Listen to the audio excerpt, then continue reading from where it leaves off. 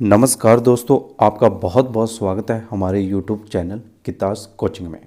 अगर आप किसी भी कॉम्पिटिटिव एग्ज़ाम की तैयारी कर रहे हैं तो कृपया इस चैनल को सब्सक्राइब कर लें, क्योंकि इस चैनल पर हम आपके लिए बहुत ही यूज़फुल कंटेंट अपलोड करते रहते हैं। हमने पॉलिटिकल साइंस की एक लेक्चर सीरीज़ शुरू की है। अगर आप हमारे लेक्चर को अच्छे से सुन लेंगे तो गारंटी है कि किसी भी एग्ज़ाम में पॉलिटिकल साइंस का एक भी क्वेश्चन आपको छोड़ना नहीं पड़ेगा। पिछले 2 वीडियो में हमने संसद के बारे में बात की थी। आज का वीडियो भी संसद के बारे में ही है। आज के वीडियो में हम बात करेंगे लोकसभा अध्यक्ष, लोकसभा उपाध्यक्ष, राज्यसभा सभापति और राज्यसभा उपसभापति के बारे में, और साथ में इस लेक्चर में हम प्रोटेम स्पीकर के बारे में भी बात करेंगे, जिसे हिंदी में सामयिक स्पीकर कहा जाता है या सामयिक अध्यक्ष कहा जाता है। चलिए तो आज का लेक्चर शुरू करते हैं। लोकसभा अध्यक्ष। लोकसभा अध्यक्ष का चुनाव लोकसभा के ही सदस्यों द्वारा किया जाता है। जब नई लोकसभा गठित की जाती है तो सभी सदस्य आपस में से किसी एक को अध्यक्ष चुनते हैं, लेकिन अध्यक्ष का चुनाव किस दिन किया जाएगा इसका निर्धारण राष्ट्रपति करता है। मतलब लोकसभा अध्यक्ष के चुनाव की तारीख राष्ट्रपति निर्धारित करता है। लोकसभा अध्यक्ष के कार्य व शक्तियाँ। लोकसभा अध्यक्ष के क्या क्या कार्य हैं या उसके पास कौन कौन सी शक्तियाँ होती हैं। पहली शक्ति है नियम व विधि बनाना। लोकसभा की कार्यवाही व संचालन किस ढंग से किया जाएगा, इसके लिए लोकसभा अध्यक्ष नियम व कानून बनाता है। मतलब लोकसभा किस तरीके से काम करेगी, इसके लिए नियम व कानून लोकसभा अध्यक्ष बनाता है। अंतिम व्याख्याकार। लोकसभा के भीतर अध्यक्ष ही संविधान का और लोकसभा की प्रक्रिया का अंतिम व्याख्याकार होता है, उसके ऊपर और कोई नहीं होता। तीसरी शक्ति है गणपूर्ति के अभाव में सदन को स्थगित करना। गणपूर्ति या कोरम का मतलब है सदस्यों की न्यूनतम संख्या जो सदन की बैठक होने के लिए जरूरी है।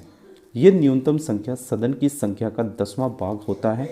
अगर ये न्यूनतम संख्या किसी बैठक में नहीं होती तो अध्यक्ष उस बैठक को स्थगित कर सकता है, मतलब रद्द कर सकता है। चौथी शक्ति है निर्णायक मत। नॉर्मल कंडीशन में लोकसभा अध्यक्ष किसी भी मुद्दे पर मत नहीं देता, लेकिन अगर किसी मुद्दे पर पूरी लोकसभा बंट जाए, मतलब आधे सदस्य उस मुद्दे के पक्ष में हों और आधे सदस्य उस मुद्दे के विरोध में, तो फिर लोकसभा अध्यक्ष की एंट्री होती है और वह ऐसे में अपना मत देता है। उसके मत से देने से ये गतिरोध खत्म हो जाता है और इसी मत को निर्णायक मत कहा जाता है। पांचवी शक्ति है संयुक्त बैठक की अध्यक्षता करना। लोकसभा और राज्यसभा में अगर किसी बिल को लेकर विवाद हो जाए तो राष्ट्रपति दोनों सदनों की, मतलब लोकसभा और राज्यसभा की संयुक्त बैठक बुलाता है और उस बैठक की अध्यक्षता हमेशा लोकसभा अध्यक्ष द्वारा ही की जाती है। नंबर 6, गुप्त बैठक बुलाना। लोकसभा अध्यक्ष सदन में गुप्त बैठक बुला सकता है, लेकिन ऐसा वह प्रधानमंत्री या सदन के नेता के कहने पर ही कर सकता है, अपनी मर्जी से नहीं। नंबर 7, धन विधेयक पर फैसला। संसद में टोटल 4 तरह के विधेयक पेश किए जाते हैं। विधेयक मतलब बिल ही होता है। साधारण विधेयक साधारण विषयों से संबंधित होता है। धन विधेयक वित्तीय विषयों से संबंधित होता है। वित्त विधेयक वित्तीय विषयों से ही संबंधित होता है, लेकिन धन विधेयक से थोड़ा डिफरेंट होता है। संविधान संशोधन विधेयक संविधान में संशोधन करने के लिए या संविधान में कुछ चेंज करना है तो उसके लिए पेश किया जाता है। क्योंकि इन सभी बिलों को संसद में पास करने का तरीका अलग अलग होता है, धन बिल और वित्त बिल को लेकर काफ़ी कन्फ्यूज़न रहती हैं और इस कन्फ्यूज़न को दूर करता है लोकसभा अध्यक्ष और उसके द्वारा लिया गया फैसला अंतिम होता है। मतलब लोकसभा अध्यक्ष इस बात का फैसला करता है कि कोई बिल धन बिल है या वित्त बिल है। नंबर 8, दल बदल पर अंतिम निर्णय। लोकसभा में अगर कोई दल बदलता है, मतलब एक पार्टी को छोड़कर अगर कोई दूसरी पार्टी में जाता है तो उसको संसद की सदस्यता से हटा दिया जाता है और इस बात का फैसला लोकसभा अध्यक्ष द्वारा ही किया जाता है कि किस को हटाया जाएगा और किसको नहीं, और उसके फैसले में कोई दखलंदाजी नहीं कर सकता। नंबर 9, अंतर संसदीय संघ में अध्यक्ष।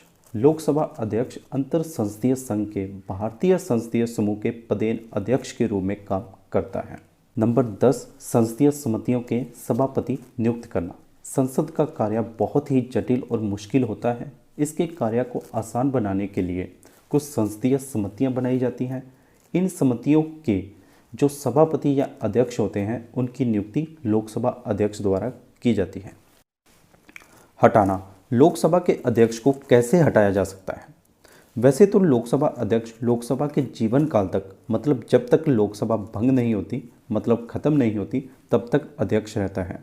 लेकिन 3 मामलों में उसे अपना पद पहले भी छोड़ना पड़ सकता है। नंबर 1 है सदन का सदस्य नहीं रहता, मतलब अगर वह लोकसभा का ही सदस्य ना रहे तो उसे अध्यक्ष पद का पद भी छोड़ना पड़ता है। नंबर 2 है पद त्याग करना, मतलब वह अपनी मर्जी से अपना पद त्याग दे या अपने पद से इस्तीफा दे दे।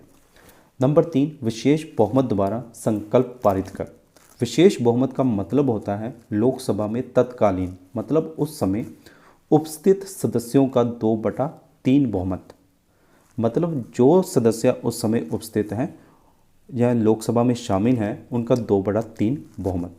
मतलब मान लीजिए लोकसभा में किसी समय 300 सदस्य उपस्थित हैं, अगर उनमें से 200 सदस्य लोकसभा के अध्यक्ष को हटाने के लिए संकल्प पारित कर दें तो अध्यक्ष को अपना पद छोड़ना पड़ेगा। लेकिन ये सब करने के लिए अध्यक्ष को 14 दिन पहले सूचित करना जरूरी है। मतलब ऐसा नहीं है कि आप अध्यक्ष का रातों रात बिस्तरा गोल कर दो। 2 बातें और ध्यान देना, जब इस तरह के संकल्प पर विचार चल रहा हो तो वह अध्यक्ष नहीं रहता, वह एक नॉर्मल सदस्य हो जाता है। उसे लोकसभा की कार्यवाही में भाग लेने का, उसमें बोलने का, यहाँ तक कि मत देने का भी अधिकार रहता है, परंतु इस कंडीशन में वो निर्णायक मत नहीं दे सकता। निर्णायक मत क्या होता है इसकी बात हम पहले ही कर चुके हैं। दूसरी बात यह है कि जब लोकसभा विघटित होती है, मतलब ख़त्म होती है, तो अध्यक्ष अपना पद उसी समय नहीं छोड़ता, वह नई लोकसभा की पहली बैठक तक अपने पद पर बना रहता है। स्वतंत्रता, लोकसभा अध्यक्ष अपना कार्य पूरी ईमानदारी और बिना किसी के दबाव में करे, इसके लिए उसे संविधान द्वारा कुछ स्वतंत्रता दी गई है। पहला पॉइंट है जीवन काल तक पद धारण करना। लोकसभा अध्यक्ष लोकसभा के जीवन काल तक पद धारण करता है, मतलब जब तक लोकसभा चलती है तब तक लोकसभा अध्यक्ष का पद रहता है। उसे सिर्फ विशेष बहुमत द्वारा ही हटाया जा सकता है, जिसकी बात हम पहले ही कर चुके हैं। दूसरा पॉइंट है वेतन एंड भत्ते। उसके वेतन व भत्ते संसद द्वारा निर्धारित किए जाते हैं। तीसरा पॉइंट है कार्य व आचरण की लोकसभा में चर्चा नहीं।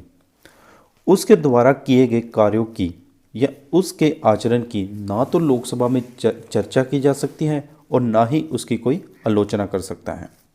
चौथा है न्यायालय में जांच नहीं। उसकी सदन की कार्रवाई विनियमित करने की या सदन का संचालन करने की शक्ति की जांच किसी भी न्यायालय में नहीं की जा सकती, मतलब वह अपनी मर्जी से सदन की कार्रवाई विनियमित कर सकता है, उसकी जांच कोई नहीं कर सकता। पांचवा पॉइंट है निर्णायक मत, इसके बारे में हम पहले ही बात कर चुके हैं। छठा पॉइंट है वरीयता सूची में स्थान ऊपर। हमारे देश में जो मेन पोर्टफोलियो होल्डर होते हैं, जैसे राष्ट्रपति, उपराष्ट्रपति, प्रधानमंत्री, मुख्य न्यायाधीश, इनको एक रैंकिंग दी जाती है। उस रैंकिंग में लोकसभा अध्यक्ष का स्थान काफ़ी ऊपर है। लोकसभा अध्यक्ष और मुख्य न्यायाधीश एक ही रैंक पर हैं, रैंक नंबर 7, और ये रैंक सभी मंत्रियों से, कैबिनेट मंत्रियों से भी ऊपर है। लोकसभा उपाध्यक्ष, अध्यक्ष के साथ साथ में लोकसभा में एक उपाध्यक्ष भी होता है जो कि अध्यक्ष का ही स्टैंड बाय होता है। मतलब जब अध्यक्ष लोकसभा में मौजूद नहीं होता तो उपाध्यक्ष उसके कार्यों को करता है। चुनाव, उपाध्यक्ष का चुनाव कैसे होता है? उपाध्यक्ष का चुनाव भी अध्यक्ष की तरह ही होता है। जब नई लोकसभा गठित होती है तो अध्यक्ष और उपाध्यक्ष का चुनाव उसमें उपस्थित सदस्यों द्वारा किया जाता है। चुनाव की तारीख, उपाध्यक्ष के चुनाव की तारीख कौन निर्धारित करता है? हमने देखा था कि अध्यक्ष के चुनाव की तारीख राष्ट्रपति निर्धारित करता है, लेकिन उपाध्यक्ष के चुनाव की तारीख का निर्धारण अध्यक्ष करता है। ये दोनों बातें याद रखना। हमारे देश के फर्स्ट लोकसभा अध्यक्ष थे GV मावलंकर और फर्स्ट उपाध्यक्ष थे अनंत सयाराम अयंगर। लोकसभा के सभापतियों की तालिका, लोकसभा के सभापतियों की तालिका। अब मान लीजिए लोकसभा में अध्यक्ष और उपाध्यक्ष दोनों ही मौजूद नहीं हैं, तो उस समय लोकसभा की अध्यक्षता कौन करेगा?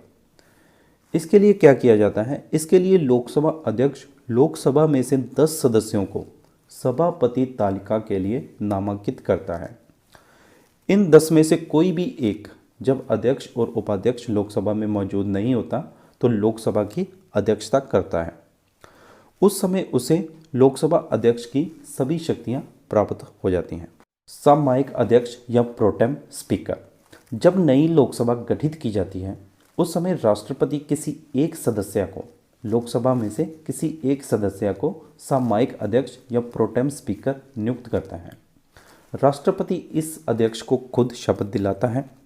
फिर प्रोटेम स्पीकर का ये मुख्य कार्य होता है कि वह सभी सदस्यों को शपथ दिलाए और इसके साथ साथ इसका एक और कार्य होता है नए अध्यक्ष का चुनाव करना। मतलब जो परमानेंट अध्यक्ष रहेगा लोकसभा का उसका चुनाव करने में भी सामयिक अध्यक्ष मदद करता है।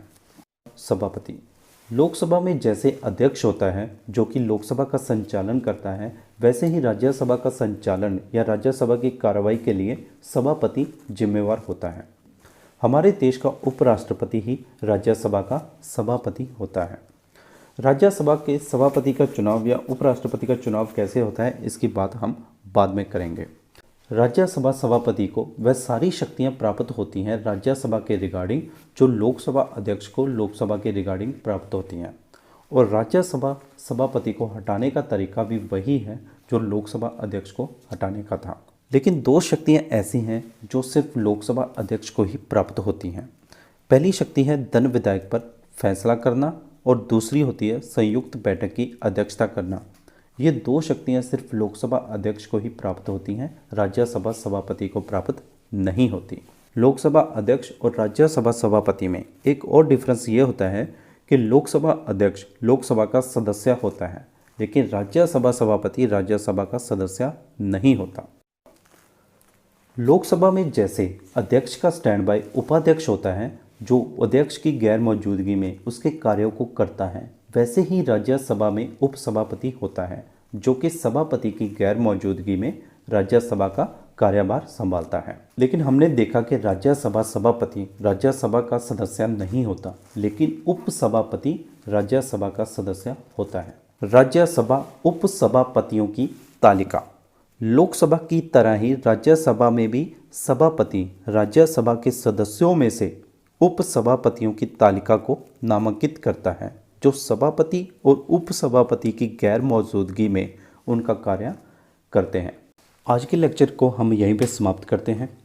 आगे आने वाले लेक्चर को देखने के लिए कृपया इस चैनल को सब्सक्राइब कर लें क्योंकि आगे आने वाले लेक्चर में हम संसद के बारे में और पॉलिटिकल साइंस के बारे में डिटेल में बात करेंगे। जय हिंद।